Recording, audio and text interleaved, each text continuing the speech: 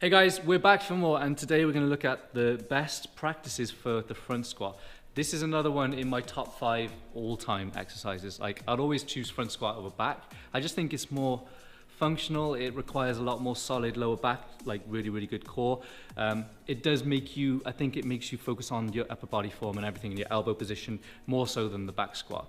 Okay, so with the back squat, yes, you can go a lot heavier, but with the front squat, there is a lot more technique to it. And what we're going to look at is the best practices for that. Now, I'm going to start straight away with the problems, man, the negatives.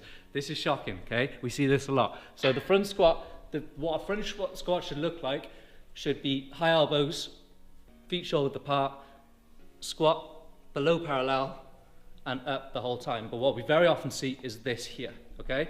Elbows are very low. Immediately now that is pulling on my wrists, so my wrist is doing that. And when I come down, okay, when I'm like that, I haven't got any structure on my upper body, so that when I come down to the squat, that bar, all that bar wants to do now is topple forward, and that's when I'm going to cause some injuries. So the first thing we need to do, starting from the top today, is look at elbow position. Why should they be high, and how do you get them that high with the bar? Because what that bar is doing there is restricting my elbows. So even for me here, I have to really force.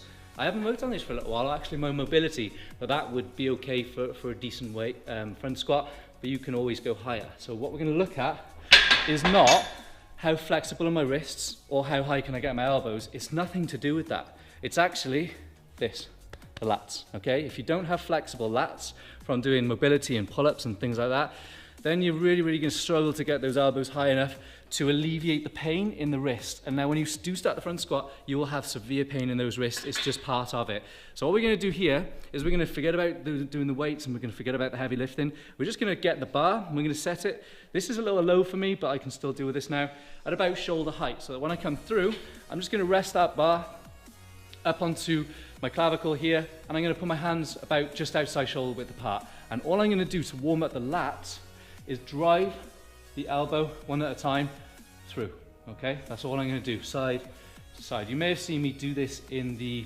pull-up tutorial, or the muscle-up tutorial, I can't remember which one it was, but I'll try and do this before I do my front squats. That's a lie.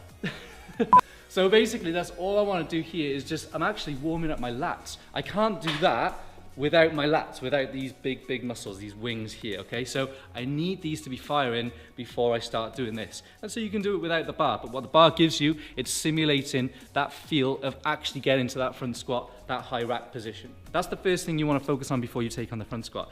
So now what I'm going to put the bar up into that position, and I'm going to talk about grip on the bar.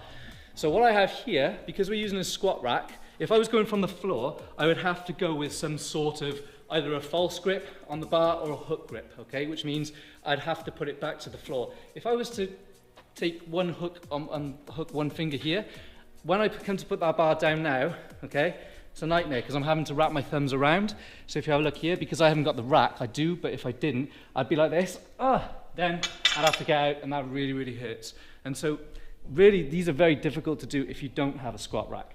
When you do have a squat rack that I can just rely on, I can release all of these fingers here and just rest it on there. I can even do this format here. Personally, I don't like it. I think you work a lot harder, and you work on your form more if you can keep that. So I'm just going to release all of those fingers there, and I'm on one, which allows me now to get that little extra, like ½ inch of height on the bar, because once I don't have to put it to the floor anymore, I can walk forward. Feels good, and I can release that way. So that's one thing you want to look at. The less fingers you have on the bar, the less contact you have on the bar, generally the higher you can get that elbow, but you can only do that if you have a squat rack or you have a spotter that can take the bar off you, okay? So we're going to just work with 2, okay? So I'm going to start off straight away with 2, and I come to this position. My lats are nice and warm, which allows me to get my elbows high enough so they're not down here, that's not pulling on my wrist, and alleviate that pain on my wrist. Now the next thing I want to do is look at my head, okay? I need to keep my chest nice and high. If I'm tucking, okay, if I'm doing that, which I see very often, again, my upper back is going to follow that path, and that way then the bar's going to fall forward, and I'm going to hurt myself, I'm going to hurt my lower back. So my head's up nice and proud. If you have a look at my feet now, George, just pop the camera down. They're about shoulder width apart, and I'm going to poke my toes out at an angle. So the textbook will teach you to be here, okay? We'll come down, There, great. But when I have a lot of weight on there, my knees are going to start to buckle. And so what I'm going to do is instead, take my toes out at an angle, okay?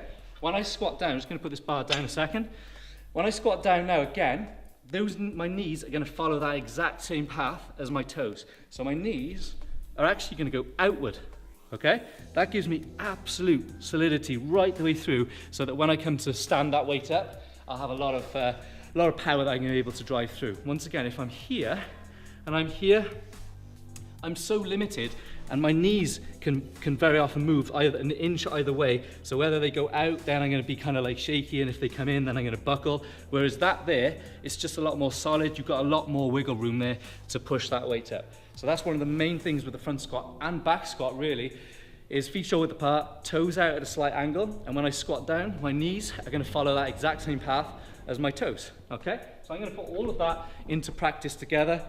I'm going to have 2 fingers on the bar there, which will allow those high elbows, feet shoulder width apart, toes out at an angle, keep my elbows high the whole time, knees follow the path of the toe, below parallel just, that's my bottom position. My back is lovely and straight right now, it feels pretty strong, my core is engaged as I press up through the heels to stand in. Once again, from the heels, if I'm coming forward, my knees are going to take so much impact there, and I'm going to break my knees basically. So weight through the heels and up. Okay, a couple of drills to enforce that bottom position and keeping those heels in the floor is simply dropping down to the floor into the squat position. Okay, and what I want to do is actually take my toes off the floor. So I'm just going to do this with a PVC pipe or just simply body weight. From this position, toes, imagine I'm in that high position here, and press through the heels, okay? In the actual squat, once you've done that enough, you don't need that. Another thing I'm going to look at is just like filming myself or having someone there to shout elbows. That's just my trigger. That's my key word the entire time. Because once I'm like worrying about the weight and getting to below the parallel, my elbows sometimes travel and I forget what I'm doing. I get distracted. I need someone just to be like elbows, elbows, elbows the whole time. That is your key focus in the front squat. You start to drop those elbows, the wrist goes, your forearm goes, your upper back goes, and you're not going to lift that weight. So that is absolutely essential. Film yourself or have someone there to shout that keyword, master the high elbows, master that range of motion, you're good to go with the front squat. If you enjoyed that video, give us a like and make sure you subscribe for more, and I'll see you next time. Barbell.